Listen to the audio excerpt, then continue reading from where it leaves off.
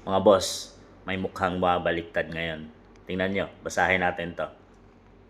Panagutin ang mga nangurakot sa kaban ng bayan. Panagutin sina Martin Romualdez at Saldico, Stella Kimbo. Yan mga boss, mukhang nagpapahiwatig na babaliktad na ito sa kampo ni PBBM mga boss, no? Ni Martin Romualdez.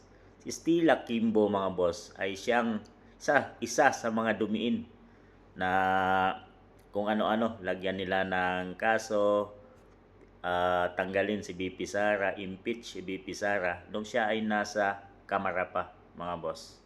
Pero tumakbo siya nung nakaraang eleksyon sa Marikina natalo nga siya. Ngayon mga boss, kang nagpapahiwatig na babaliktad na siya. Papanagutin daw itong kanyang amo at si Saldico. Siyempre, alam na alam lahat ni Stella Kimbo ang mga nangyayari sa Kamara mga boss.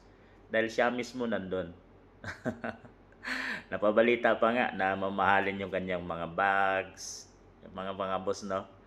Sasakyan. Napansin nyo, napuna lahat yon nang mula siya ay naging tao nito ni Martin Romualdez sa Kamara mga boss.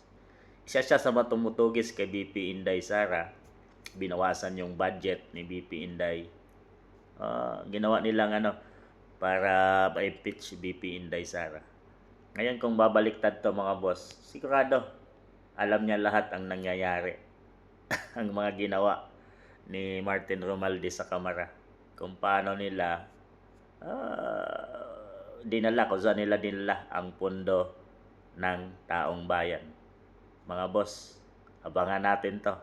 Sigurado, malaking kababalaghan ang gagawin nito. Pag nagkataong babaliktad dito si Stella Kimbo, alam niya na siguro din, nasasabit siya mga boss. Sigurado, pagdating ng mga investigasyon, kung sakaling maupo si BP Inday Sara sa 2028, ay manganganib to. Pero kung ngayon babaliktad siya, may pag-asang maligtas niya ang sarili niya.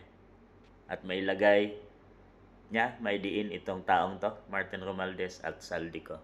Kaabang-abang to mga boss, yan natin yung pangalan.